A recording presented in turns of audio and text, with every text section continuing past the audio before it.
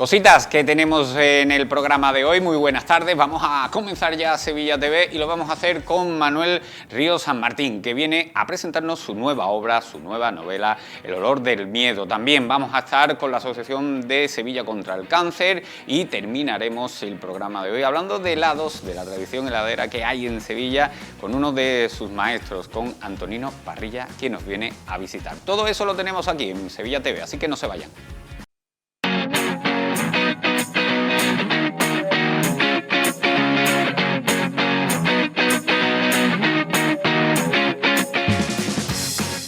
Arrancamos ya programa y es que Manuel Ríos San Martín tiene nueva obra, tiene nuevo trabajo y nos lo viene a presentar aquí con nosotros. Manuel, buenas tardes, muy buenas tardes. Encantado de estar con vosotros. El olor del miedo, un nuevo thriller de un autor, de un creador de historias que especialmente le gusta el mal y no sé si estás de acuerdo o no estás de acuerdo con esa descripción. Sí, si te puedo describir así. Me interesa mucho el mal. En todas mis novelas trato de analizar el por qué existe el mal y por qué está entre nosotros. Estar. Eso es impepinable. Sí. Lo que no sé hasta qué punto se puede estudiar el mal y hasta que no sé qué punto se pueden estudiar las intenciones del ser humano.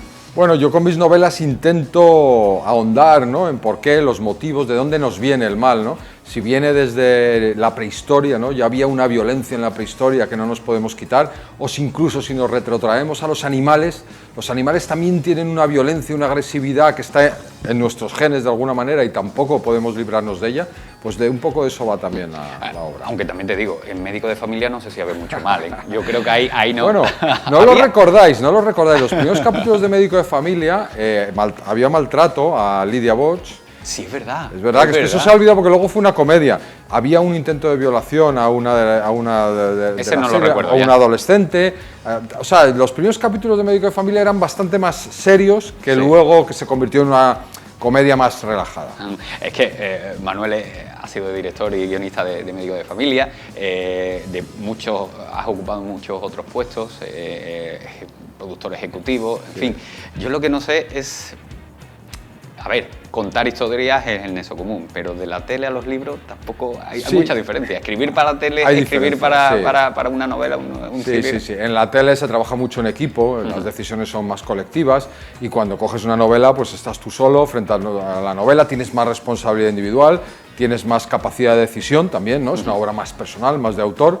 A mí me gustan las dos cosas, ¿no? Está divertida la televisión, pero quizá donde más me expreso pues sea en los libros.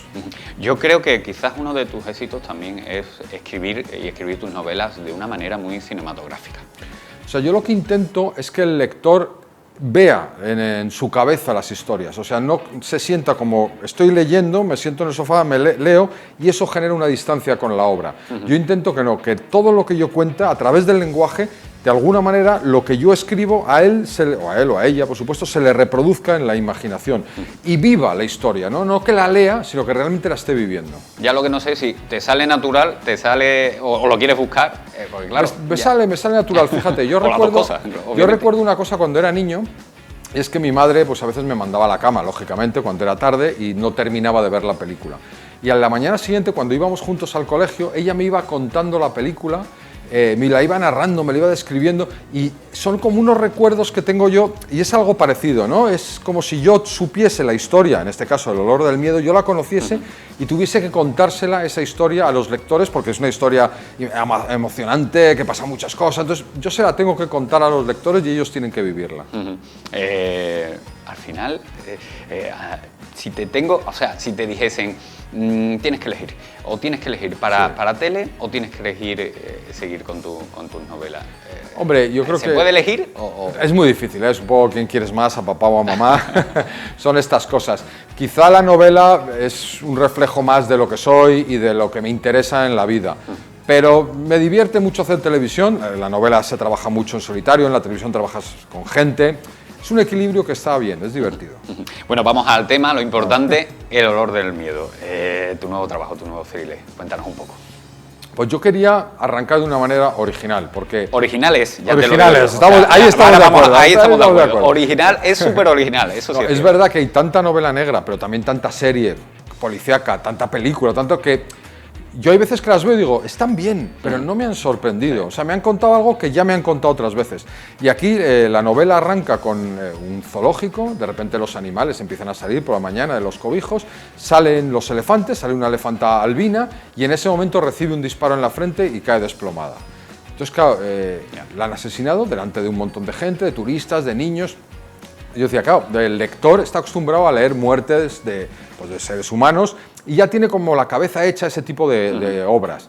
Pero claro, si de repente matan a una elefanta, o sea, ¿qué ha pasado? ¿Por qué han matado a una elefanta? Entonces yo creo que esa pregunta que se hace el lector al empezar la novela me parece que es muy original y que es un reto. Al final también, ahora me genera duda, ¿es asesinato a un animal? Porque con la nueva ley de animales va más enfocado a las mascotas, no tanto a animales salvajes. Se llama maltrato animal, no se le llama asesinato, en la RAE tampoco, solo se puede asesinar a los seres humanos, pero coloquialmente creo que se entiende bien si hablamos de asesinato.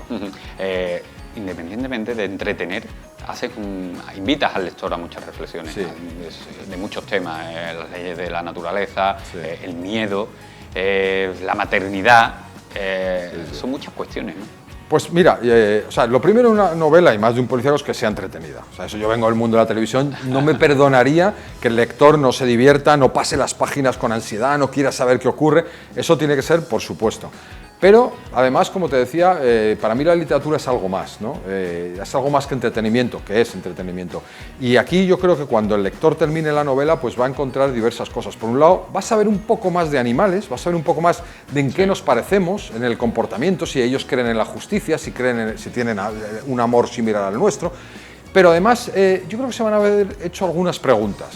Y yo creo que eso está bien, ¿no? Cuando lees, haces el esfuerzo, te lees una novela como esta, que luego te sirva para hablar con los amigos. Oye, ¿tú qué has pensado de esto? ¿Tú crees que somos iguales que los animales? ¿Tenemos los mismos derechos? Fíjate, ¿no sabías que los animales también creen en la justicia? Pues ¿creen en la justicia? Pues mira, hay un caso muy bonito de, por ejemplo, un experimento que se ha hecho con monos. Entonces se pone a dos monos juntos y a uno, el mono da una piedra y si da la piedra le dan un pepino. El otro da la piedra, le dan un pepino. Piedra, pepino, piedra, pepino. Y en una de esas, a uno de los dos, cuando da la piedra le dan una uva.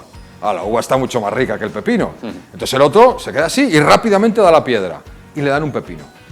Se sorprende, pero el otro vuelve a dar la piedra y le dan otra uva.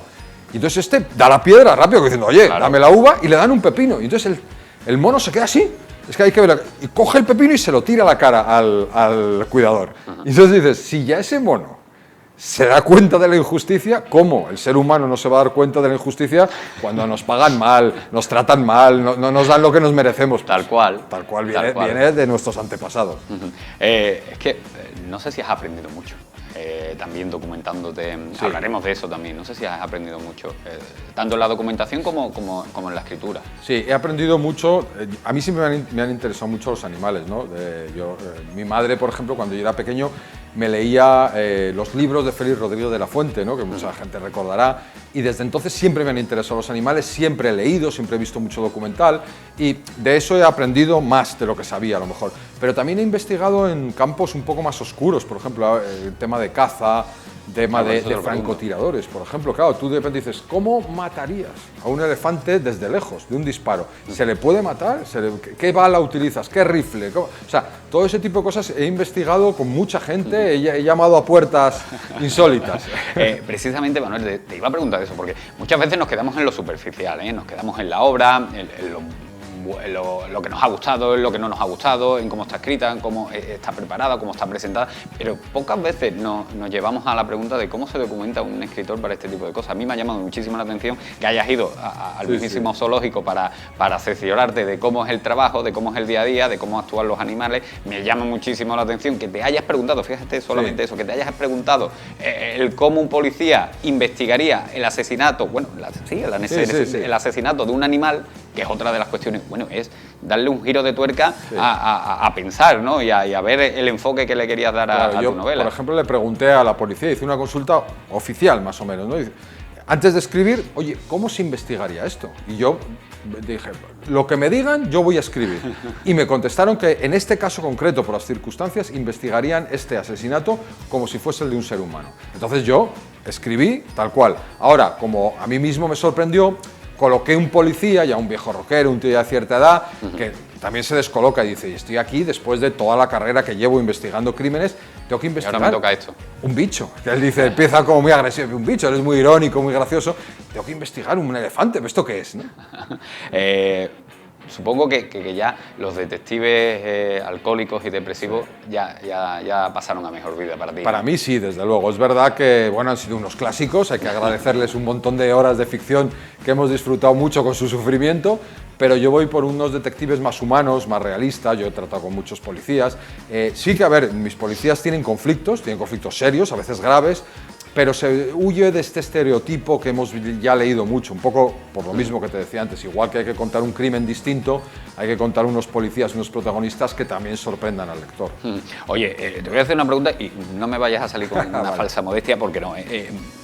Cuando tú vas, hombre, no es lo mismo que vaya Manuel Ríos a decirle, mire usted, señor agente, quiero conocer en profundidad, o me presento en el Zoo de Valencia, oye, que quiero conocer, a que vaya Manuel Nieto, no, que quiero escribir una obra, eso también te abre mucho más. Sí. Ahí me lo reconocerás. No, seguramente. Y esta consulta, una de las consultas la hice a través de Planeta incluso. Pero a la gente le gusta hablar de su profesión. Yo me he dado cuenta que si consigues acceder a un francotirador, de repente... A esa sí es que la tenía apartada, claro, porque eso sí que... Pues les gusta contar su historia, porque es peculiar, y su vida, y cuando hablas con yo qué sé, con un cazador, o hablas con un policía, a la gente en general le divierte contar sus anécdotas, su vida, y yo creo que es más fácil a lo mejor de lo que nos creemos. Es difícil a lo mejor acceder, pero una vez te has sentado, te tomas un café y te pones a charlar... A ver, yo voy a hacer la prueba. Vale. Manuel, ¿cómo empezaste? Pues mira, yo estaba estudiando en Ciencias de la Información, Comunicación Audiovisual, y es que fue el día que terminé, el día que me licencié, vi un cartelito en la facultad diciendo, buscamos guionistas jóvenes, y joven era, no era guionista todavía, pero joven era. Y llamé, y había una especie de casting de guionistas, para entenderlo, ¿no? Nos pedían una prueba. Cuando me lo has contado, yo he flipado, porque no sabía que existía un casting de pues guionistas. Te piden, en ese caso te pedían, ya no me acuerdo con detalle, pero sí te pedían como escribir algunas escenas, unas secuencias, y hacer una sinopsis de algo, ¿no? Y bueno, les gustó, nos reunieron unos cuantos, al final sobre todo nos quedamos 2, y bueno, empezamos a trabajar, y la verdad es que esa primera serie se llamó Colegio Mayor, y luego de ahí pues hubo muchas, médico de familia, compañeros, y ya bueno, pues ya me fue bien. Bueno, siempre te ha ido bien. No sé, para ti no me ha ido mal. Para ti, ¿cómo catalogas el éxito? Porque, bueno, es un éxito grupal el que adquieres con las series, pero ya después con tus novelas es un éxito individual. Mira, con lo cual, no sé si Oye, pues soy bueno, ¿eh? Pues comercial. El otro día encontré un recorte y lo subí a redes sociales y bueno, ha tenido un éxito bestial.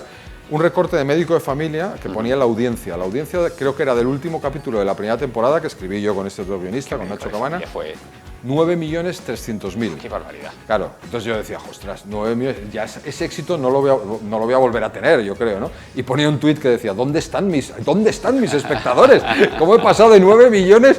Hombre, estoy vendiendo bien, estoy contento, pero no son 9 millones. No son 9 millones, ¿dónde están? Sí que es cierto, pero que al final echas la vista atrás y tu recorrido, sobre todo, creo que te permite un bagaje para crear.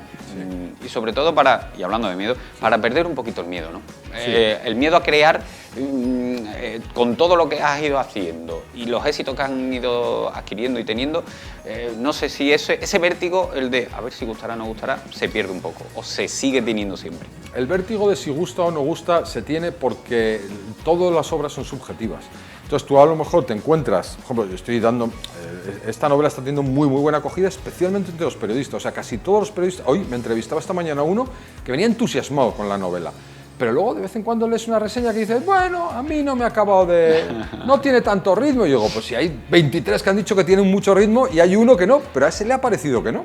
Entonces, al final, ese punto subjetivo también es lo que hace emocionante esta profesión, que siempre puede haber alguien que a todos los demás les gusta y hay alguien al que no. Porque ya sabes hasta de balas, ¿no? Porque es que a mí el tema del francotirador me ha impactado. No, es que tuve una crisis, porque dije, ostras, yo había planteado la novela de una manera y hubo un momento que me pareció que no era posible y yo soy muy realista, entonces me molesta Si yo quiero contar una cosa que sea creíble... Claro, es que el disparo no es un disparo limpio. Claro, es un disparo muy complicado. Entonces, pero bueno, ahí investigué, no voy a contar mucho más. Contacté hasta con 2 francotiradores, me contaron muchas cosas, cómo se dispara, cómo es la posición, en fin. Y bueno, pues el que lo lea verá un poco cómo solucioné el tema. Tú por esa línea siempre has sido muy realista en todas tus cosas. Sí, o sea, a ver, luego hay que hacer concesiones, porque las investigaciones policiales tienen un punto muy funcionarial también, muy burocrático, muy de rellenar papeles, muy de una autopsia tarda una semana, o sea, claro, eso hay que tenerlo en cuenta. Claro, y entonces yo a veces lo asumo, en alguna novela he hecho que la autopsia tarde una semana, digo, si tarda una semana también funciona bien, porque llega una semana después y cambia la investigación que ya llevabas, ¿no? Pero sí que creo que hay procesos que hay que saltarse un poco para que tenga ritmo. Pero sí me gusta, he hecho cursos con policías, cursos que se hacen sobre todo para detectives privados, para saber de verdad cómo se investiga, porque los escritores tendemos a investigar como a nosotros nos conviene. Y yo trato de investigar como creo que investiga la policía. Al final... tanto tú como antes de esos cursos o yo, por ejemplo, tenemos unas nociones de lo que debería ser una investigación, pero claro, cuando te dicen la realidad, yo creo que salta el clic, y al lector también eso es lo que le hace una llamada de atención, ¿no? Eso es lo importante. Y ahora también, por ejemplo, todo el tema de redes sociales, de móviles, todo eso ahora influye mucho en las investigaciones. Tenía una amiga que decía, ya no se van a poder escribir policíacos por todos estos temas, y yo pensaba, no, todo lo contrario, vamos a tener que renovarnos y vamos a tener que escribir policíacos teniendo en cuenta los teléfonos móviles, las redes sociales, la localización de los móviles, bueno, muchas cosas. La novela negra está en auge, aquí en España. Está funcionando muy bien, a la gente le gusta la novela negra y fíjate, yo pensaba, esta es una novela que siendo una novela policíaca, que tiene todos los ingredientes, es una buena novela también para iniciarse en el policíaco. A mí mucha gente me dice, oye, quiero empezar a leer novela policíaca, pero no sé por cuál empezar.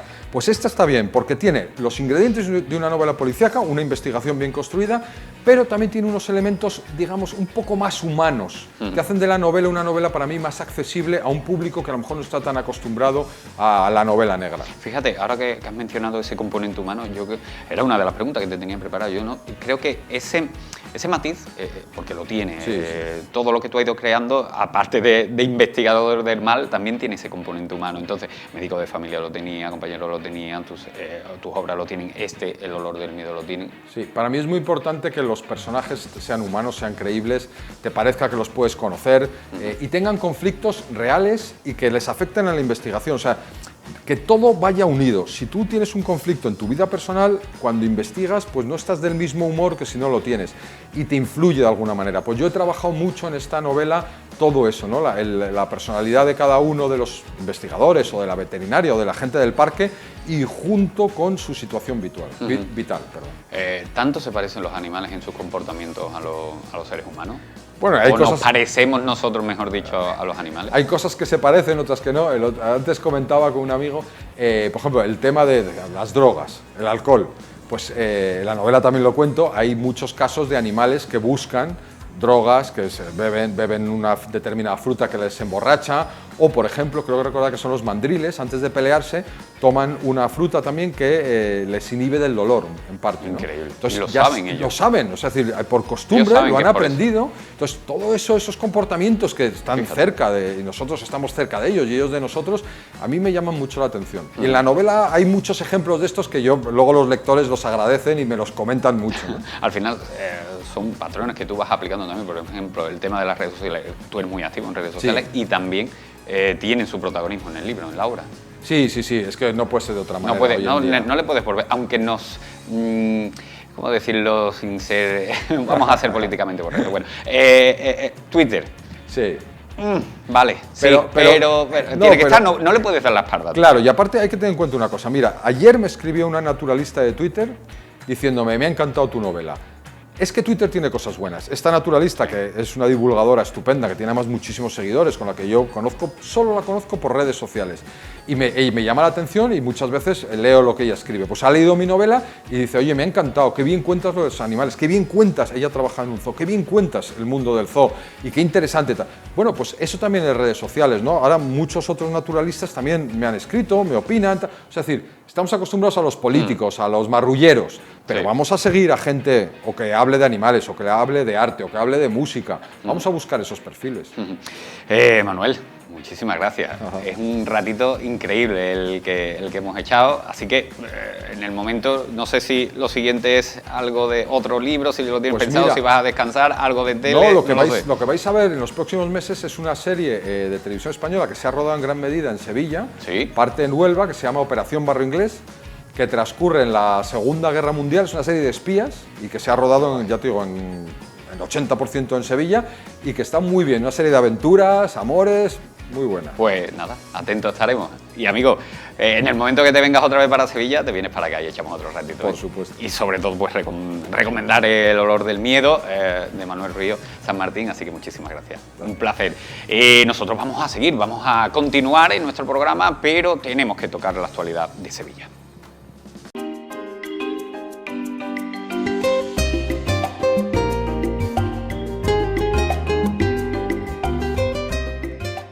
Estamos celebrando el Día Mundial de la Investigación contra el Cáncer, que es un día dentro de nuestro calendario de actividades, es un día muy importante porque lo que pretendemos hoy es concienciar a la población de la importancia de la investigación como única vía, junto con la prevención, para curar el cáncer. Entonces, lo que estamos buscando, nuestro objetivo general es, en el año 2030, haber conseguido que el 70% de todos los tipos de cáncer, es decir, incluso los más beligerantes, los más difíciles, tengan ese índice de supervivencia, el 70%. Hoy día eso se da en algunos tipos de cáncer, pero en otros no. La única forma es investigar, y lo que intentamos hoy es fomentar, concienciar a la población de que la investigación es importante. La investigación y el investigador son los dos agentes importantes en este día.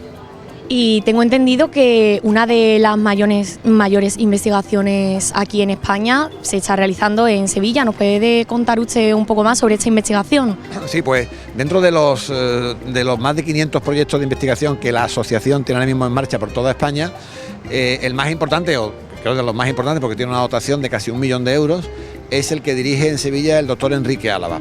Es un proyecto que trabaja en la personalización de la lucha de los tratamientos contra el cáncer. Este proyecto lo que pretende es intentar hacer que la medicina, el tratamiento que se sigue en la lucha contra el cáncer se personalice de forma individualizada para cada uno de los pacientes. Ese proyecto es un proyecto vanguardista, muy necesario, y que dará sus resultados seguramente dentro de poco, y se está haciendo en Sevilla, desde aquí, desde nuestra ciudad. Y a nivel psicológico, de salud mental y demás, ¿cómo afecta el cáncer en las personas que lo padecen? Y sobre todo, ¿qué medidas tenemos, con qué medidas contamos para ello?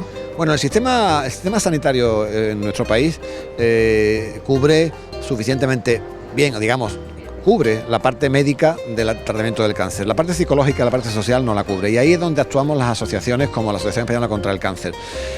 La parte psicológica, psico-oncológica, es fundamental. Nosotros prestamos ayuda al paciente y al entorno del paciente para apoyarle en toda esa lucha que tiene que seguir contra el cáncer desde el punto de vista psico-oncológico, a él y a la familia, a él, a ella y a la familia.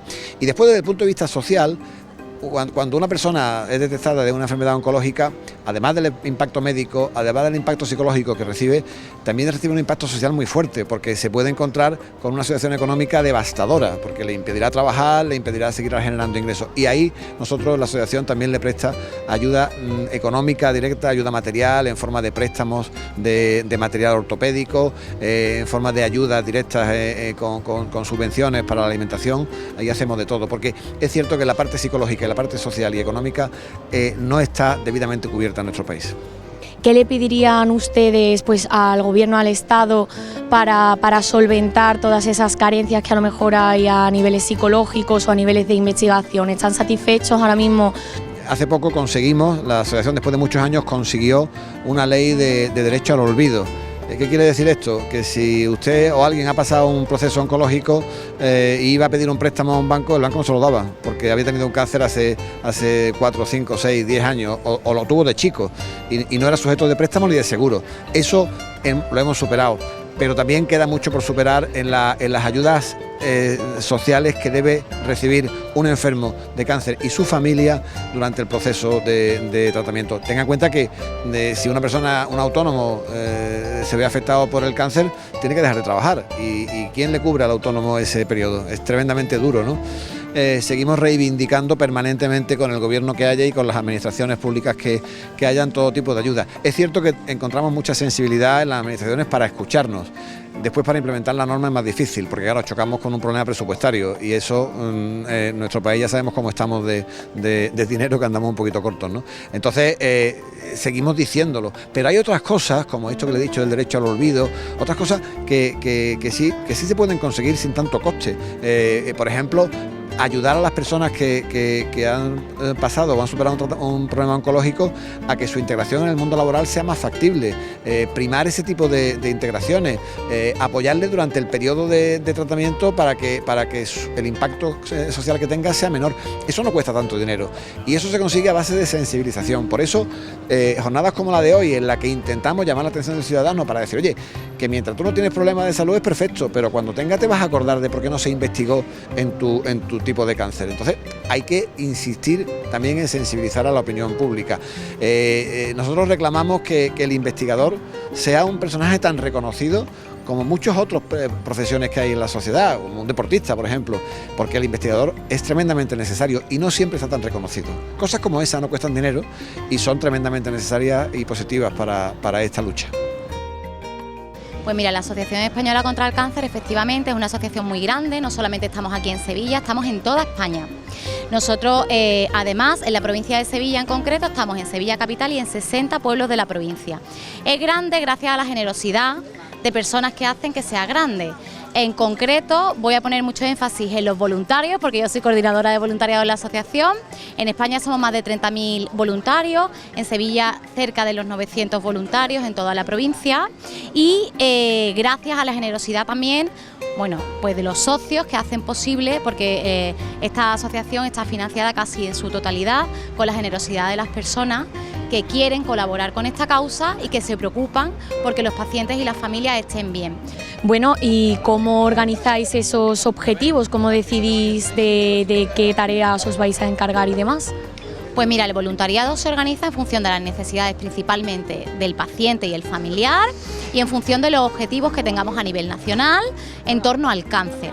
Por eso, un día como hoy, estamos poniendo foco en la necesidad que tenemos a nivel nacional, a nivel internacional de la investigación en cáncer. Y salen nuestros voluntarios en todas las provincias españolas a llamar la atención, a sensibilizar y a dar un mensaje. Tenemos también equipos de voluntariado en los hospitales. En Sevilla en concreto estamos en 8 hospitales con un grupo de profesionales que acompañan, que son las coordinadoras de voluntariado, y equipos de voluntariado que acompañan a las personas en el duro trance de pasar por un hospital, ya sea en tratamiento de día como en hospitalización. También tenemos voluntariado que acompaña en otros espacios que no es el hospital, con acompañamientos telefónicos, con acompañamiento a domicilio, pues con acompañamiento en esa acogida tan necesaria cuando la persona viene con su problema, porque bueno, pues el cáncer lo revuelve todo y dificulta todos los espacios de la vida personal. Entonces, ese voluntario hace también la función de acoger a la persona que llega por primera vez para ofrecerle los servicios que son completamente gratuitos para pacientes y su familia. Bueno, pues yo llego a la asociación después de haber pasado el cáncer. Entonces, en un primer momento tengo cáncer de mama, después haciendo pruebas descubren que también tengo una metástasis en el hígado y bueno, y afortunadamente operable y me operan de esto hace ya 3 años. A partir de ahí, bueno, decido donar mis turbantes y mis fundas de PIC y me pongo en contacto con la asociación. Y bueno, mi sorpresa es que me ven apropiada para el voluntariado y no me lo pienso porque es una manera de devolver lo que a mí se me da. Cuando alguien requiere, bueno, pues pasa una situación más o menos parecida y quiere hablar con alguien que le pueda dar un poco la visión del paciente, entonces me llama. También hago acompañamientos de quimio, estoy en mesas informativas. Espero que esto haga también pues que mucha gente quiera ser voluntaria y se anime, ¿no?, a participar. Estamos dispuestos a abrir las puertas a todo el mundo que quiera ayudar.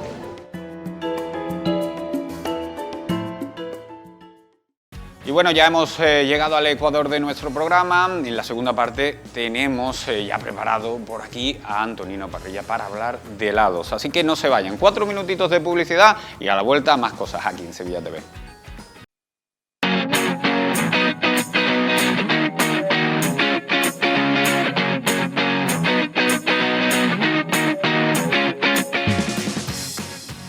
Vamos a seguir, ya encaramos el segundo bloque de nuestro programa de Sevilla TV y antes de continuar una recomendación, porque si ya forman parte de nuestra compañía de PTV Telecom y se traen a un amigo con nosotros, podrán disfrutar de un descuento de 60 euros en su tarifa anual y también conseguir los regalos que les ofrecemos en el QR que aparece en pantalla o si lo prefieren entrando en la página web www.planamistad.com. Llamen al 1650, se informan, se vienen con nosotros y disfrutan de ese maravilloso descuento. Nosotros vamos a continuar y vamos a seguir hablando de helados y de la tradición heladera que hay en Sevilla. Una tradición que ha ido creciendo, que ha ido afianzándose y que ha cambiado muchísimo, que ha evolucionado mucho. Y el sabor de los helados de Sevilla, los tradicionales, los que se fabrican aquí, pues se está haciendo un nombre en el panorama internacional.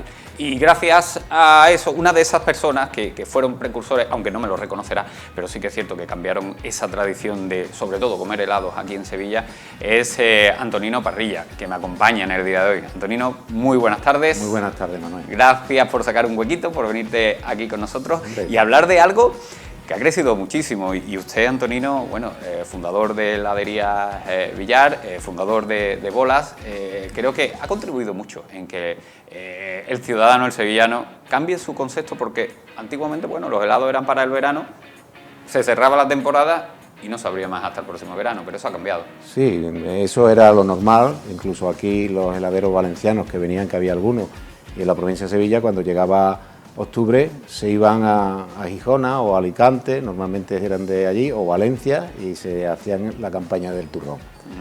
Y nosotros pues esa cultura la llevamos.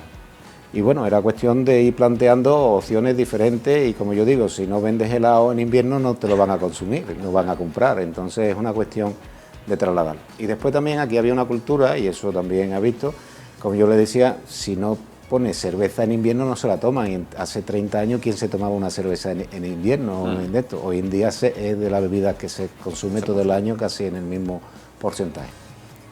Yo en ese tema, sobre los años 80 y algo, decidí abrir todo el año la temporada. Nosotros solíamos cerrar el 12 de octubre antes, porque mi madre, que es de ascendencia aragonesa, mi madre era de ascendencia, pues era el Pilar y celebrábamos el Día del Pilar con la heladería cerrada. Hasta que yo decidí empezar a abrir y es lo que planteé. Y el consumo es normal, porque el helado, si se hace con calidad, se hace lo más directo, que no sea muy frío, cada helado tiene su temperatura, pero sobre todo se puede adaptar. En Alemania o en Rusia se consume mucho más helado aquí, en invierno y en todas las fechas. Y lo único que pasa es que yo comprobé cuando iba a Alemania que las personas con gorros de invierno iban tomando helado, se veía el vaho este que sale en invierno, y yo lo pregunté a un amigo que conocía, digo, ¿cómo es que se toma helado? Dice, Antonino, incluso ahora en invierno el choque térmico de un helado frío es menos fuerte que en verano. Y es verdad, aquí cuando hace mucha temperatura, cuando nos tomamos algo frío así de golpe, con muchas ganas, el mismo helado te da un golpe de dolor incluso en la cabeza, ¿no? Eso, los choques térmicos. Y después pues ir evolucionando a un helado con más calidad, con más, se puede decir, una temperatura y sobre todo la composición del helado que no resulte tan frío en boca, que también se consigue. Antonino, hay que ver todo lo que ha ido evolucionando el helado, pero sobre todo también todo lo que usted se ha ido formando. Hablamos anteriormente de cursos en Francia, que yo he descubierto que toda la fama lo tienen los italianos, la fama del gelato, pero que es que los franceses, me ha comentado usted que incluso pueden tener el mejor helado que los italianos. Pero ya no voy a eso. Alemania, Rusia, o sea, al final es una cátedra sobre el helado, ¿no? Sí, bueno, es que mi oficio de heladero, yo me considero heladero, aparte de otras inquietudes que tengo, me ha gustado, la he disfrutado y me sigue gustando y por ello sigo investigando en temas. Yo el concepto que tengo de la heladería es la cocina en frío y como cocinero, aunque no hago como los grandes cocineros que hay, lo primero que tienes que conocer es las materias primas y cómo poner en valor esa materia prima. Y eso es fundamental. Después tengo mi purito, que soy sevillano, nacido en San José de la Rinconada, provengo de familias que son de fuera, como he dicho ya, de Aragón, por parte de mi padre, por la parte de Castilla la Vieja, pero llego a la conclusión de que en Sevilla tenemos capacidades importantes y que hay productos para trasladarlo, y cosas tan simples como una algarroba se puede trasladar sus productos al helado. Entre ellos la semilla de la algarroba es básica para hacer un buen helado, que es la harina de garrofín. El concepto es, por ejemplo, cualquier tema, como yo digo, el helado, para un helado bueno de nata hace falta la nata y la grasa de la nata, pero también es grasa el tocino, también es grasa el aceite de oliva. La cuestión es cómo lo compone. Ese tema es una situación que es, a mí me encanta, lo investigo y lo puedo poner en práctica, además que pase pruebas, después a lo mejor no lo saco, pero unas posibilidades enormes y sigo disfrutando, aunque ya estoy jubilado, estoy aportado de los temas de helado, pero disfruto. Y si voy a heladerías Bola, que voy de vez en cuando, y veo una variedad que, como ha hecho mi querida Rocío, porque es una fenómeno, en combinación con manujara, y han sacado la palmera de manujara hecha en helado, y para mí eso es un logro, porque además consigo, que también es una política que yo creo que es positiva, no solamente para helado, sino para cualquier profesional en la hostelería, que los valores importantes de Sevilla se unan para cuestiones concretas, porque eso es un valor de trasladar el concepto de Sevilla afuera, que es en helado, pues por supuesto para mí personalmente es más satisfactorio, ¿no? Pero seguramente que habrá en otros aspectos igual. Hablando de conceptos, es una de las cosas donde también cambió un poco usted la mentalidad del helado de Sevilla, no hacer un helado sabor A y sí un helado sabor D, ¿no? Exacto. Eso es importante, ¿no? Hombre, claro. Hoy en día, una de las cosas que hubo revolución en España, tal vez por la escasez de alimentos en tiempos de la posguerra, fue los cardos concentrados de Aberquén y eso, que se ha hecho una potencia, ¿me entiendes? Y eso existe y tiene su campo y no lo voy a negar, pero la verdad, un puchero como yo me tomé ayer y con una pringada, que hacía tiempo que no me tomaba una pringada, ahí en Diputación, hecha por una cocinera de la vida, en Diputación, y yo digo, aquí vengo yo a comerme esta pringada ya, ¿me entiendes? O cuando iba a esos bares, yo suelo tener el defecto de que si veo un bar clásico prefiero entrarlo que antes que una franquicia. Pero claro, sobre todo también aplicando y volviendo a la evolución, la fruta, por ejemplo, me decía usted anteriormente, fuera de cámara, no es lo mismo crear un helado de fresa, con unos productos, digamos, estándares, dentro que entran dentro de los a lo mejor a una fresa que se cultiva aquí o que se crea aquí, porque la fresa de aquí hoy estará a lo mejor, el producto está un poquito más fuerte, mañana está un poquito más dulce, y eso hace que el helado cambie, ¿no? Y que tenga personalidad, que su helado tenga personalidad, que no sea, al final, si vamos a una heladería y pedimos un helado de fresa, que es el más común, hablo de ese sabor porque es más común, y siempre son prácticamente todos iguales, al final es eso, ¿no? Esa personalidad que también buscaba usted, ¿no? Yo, para mí, ser universal en los sabores, ser siempre igual, es para mí una señal de que utilizas un producto que no te va a posibilitar variar. Por ejemplo, una fresa, pues una variedad de fresa es diferente a otra variedad. En un momento de cultivo no es lo mismo la fresa principal de temporada, la misma de ahí de Ayamonte, que ya más cerca, que hace más calor, maduran más, tienen los azúcares más intensivos, los sabores más intensivos, incluso el color es más intensivo.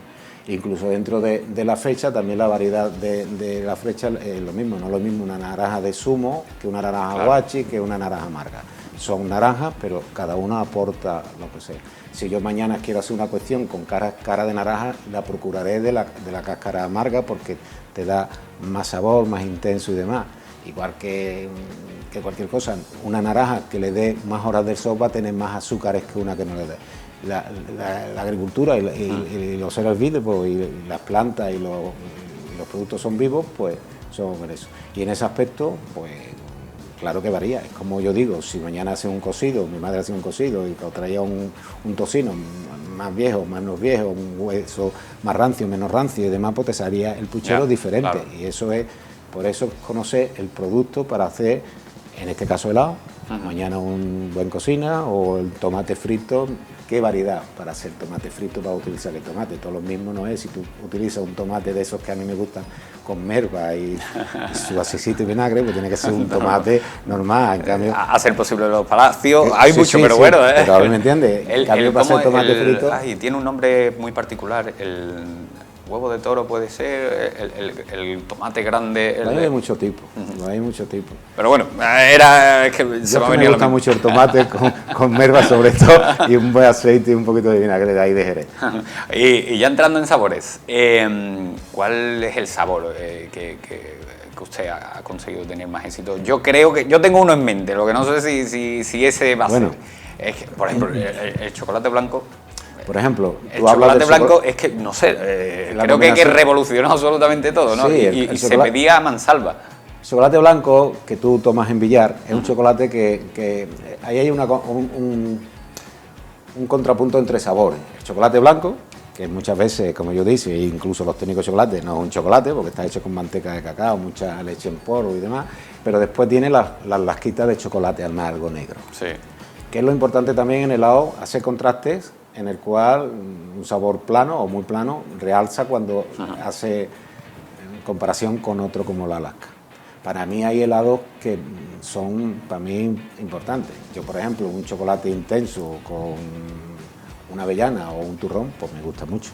Si me voy a fruta, pues ya, ¿para qué voy a utilizar la fruta? Si me voy a Navidad, mi mujer le llevo sorbete de limón, pasé mi, como te digo, de esto como se dice, sorbete de cava, ¿no? De cava, o de esto.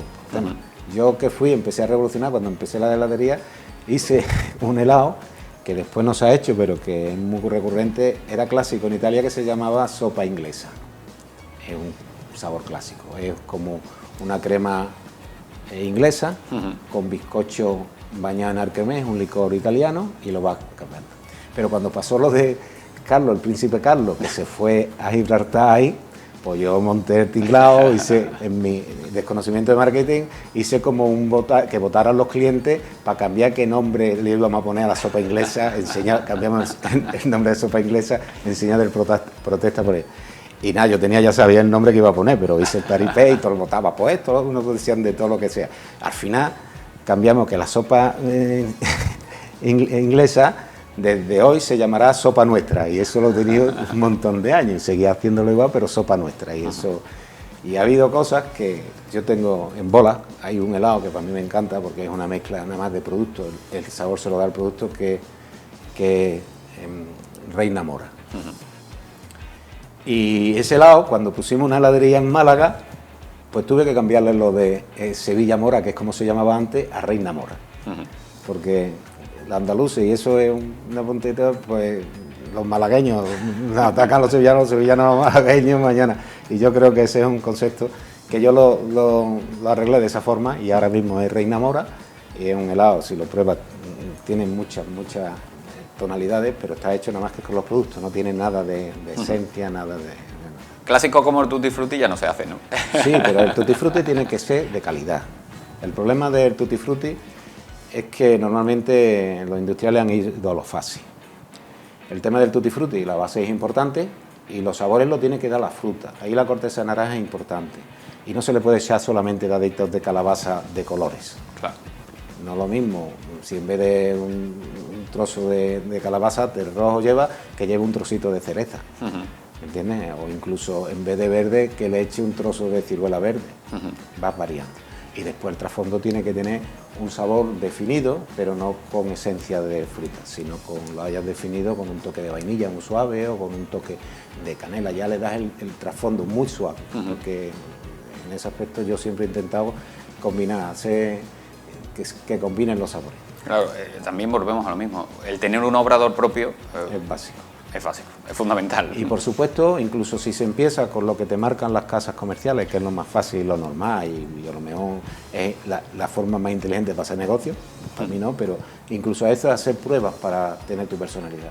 Aquí, como yo digo, los bares tienen que tener por lo menos esa personalidad en algo, en esa ensaladilla, que tú vayas a comer ensaladilla, o yo irme a comer mis caracoles en el Gran Meli cuando los tienes, ¿entiendes? Entonces, esos toques personales no se tienen que perder porque es la diferencia de que todos no seamos iguales. Ya sé por dónde va. Y por eso entiendo lo de las franquicias que usted no entra, porque al final, lo de las franquicias que usted no entra es que al final tendemos a perder eso. Y Sevilla creo que tiene muchos sabores muy personales y olores muy personales que eso no se tienen que ir perdiendo.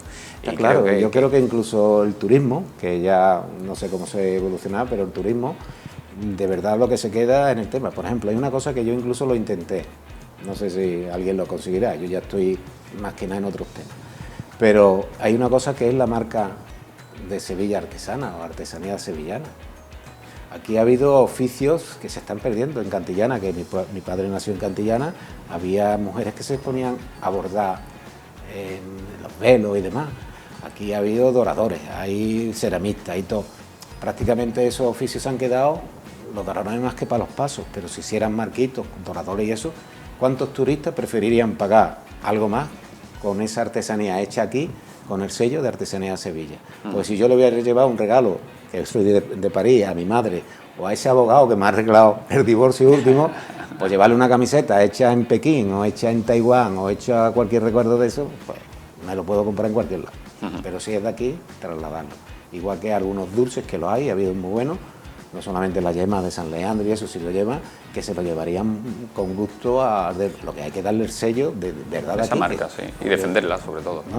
Defenderla, incluso creas oficios, creas aprendices, creas gentes que mañana van a mantener eso. Hoy hay maestros, yo no lo sé, pero antiguos ceramistas, ¿cuántos quedan? O doradores, cada día cuesta más, porque es un oficio duro. Son cosas que hay que aprender. Yo en ese aspecto siempre he intentado aprender. Cuando he ido a un sitio, yo soy de observar, cuando repartía la nata o la crema de la empresa que montó mi padre antes de que yo montara la heladería, pues yo iba a un obrador y observaba cómo manejaban la yema. Ahí se aprende, en el oficio se aprende mirando y después comprobando si sabe el oficio. Es que se me volviendo al tema de los sabores, no sé si... El sabor que ha creado, es que estoy hablando un poquito ya de memoria, porque se me ha venido a la mente y no sé dónde lo he leído. Había una receta que se consiguió, que se sacó del archivo de India, puede ser, sí. De una receta de un antiguo helado que se hace en bola y no me acuerdo cuál era el nombre. Que no sé si ahora Marco, pero que tiene el recetario. Es un helado que en Persia se hacía con pistacho, yema de huevo y agua de azahar. El agua de azahar es allí en confitería y en repostería desde hace siglos, de los temas. El imperio persa tuvo muchos temas de China, por ejemplo el helado viene, o el concepto de helado viene de China, que lo trasladó a todo el Mediterráneo los árabes, en unos sitios con más incidencia y con otros más.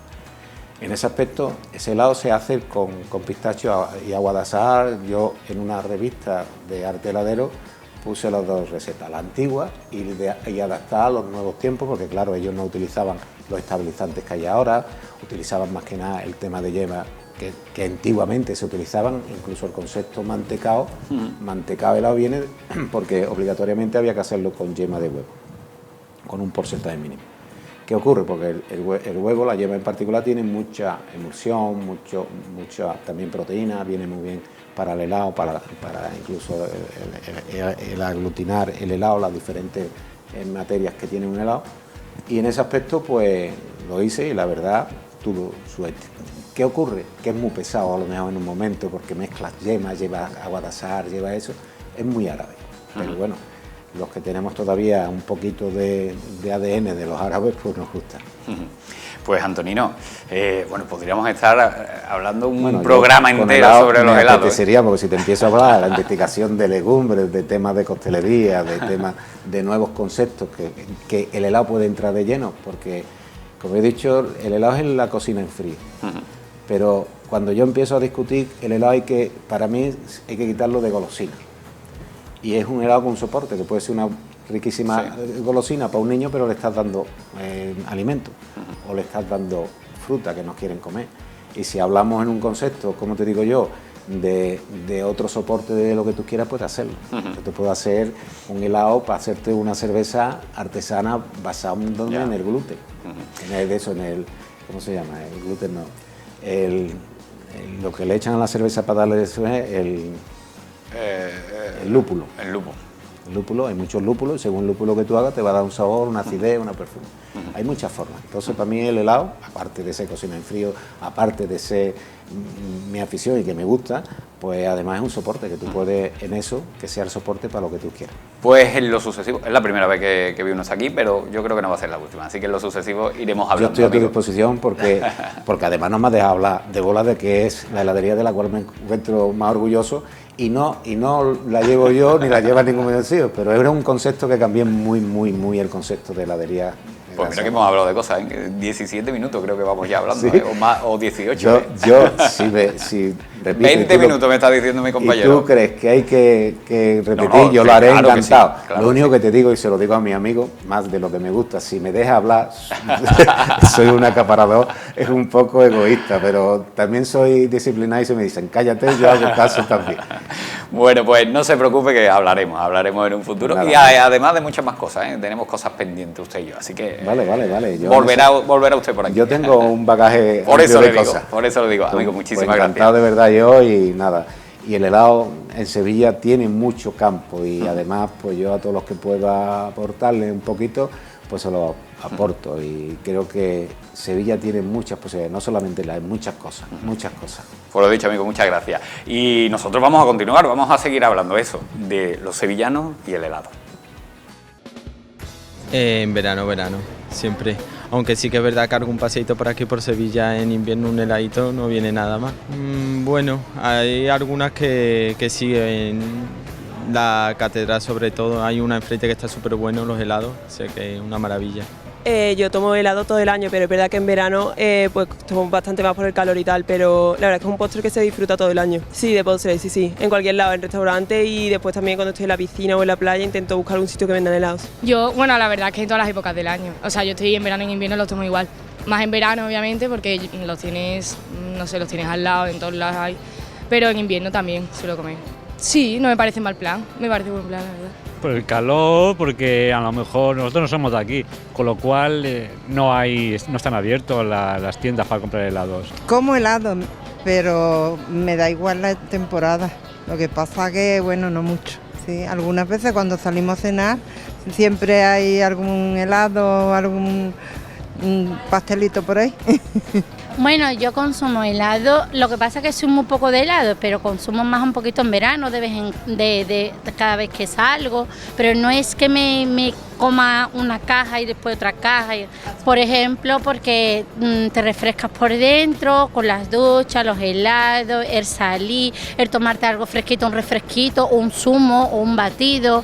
Suele ser en época estival, pero sí es verdad que con el calor que hace aquí en Sevilla suele apetecer más a menudo, sí. Muchas heladerías en las arterias principales de la ciudad y la gente se cola como si fuera la lotería, vamos.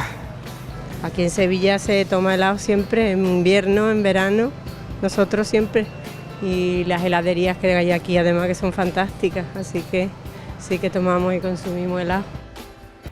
La opinión de los sevillanos sobre los helados, ya saben que nuestra ciudad, por el clima que tenemos, nos permite disfrutar de este producto tanto en época de verano como en otoño y en invierno y primavera ya. No hay que decir, ¿no? Pues como, sobre todo con las fiestas que tenemos aquí, pues cómo disfrutamos de estos productos y cómo ha ido creciendo a lo largo de las últimas décadas, esa tradición donde, bueno, ya hemos escuchado a Antonino, al principio las heladerías solamente abrían en una estación del año y posteriormente pues han ido creciendo y se han ido adaptando también a los nuevos tiempos. Ya hemos acabado el programa de hoy, ya no tenemos nada más que contarles, eso sí, mañana tenemos preparado un nuevo programa igual de bueno que el de hoy. Así que espero que me acompañen a partir de las 6 de la tarde y mañana aquí en Sevilla TV. Hasta luego.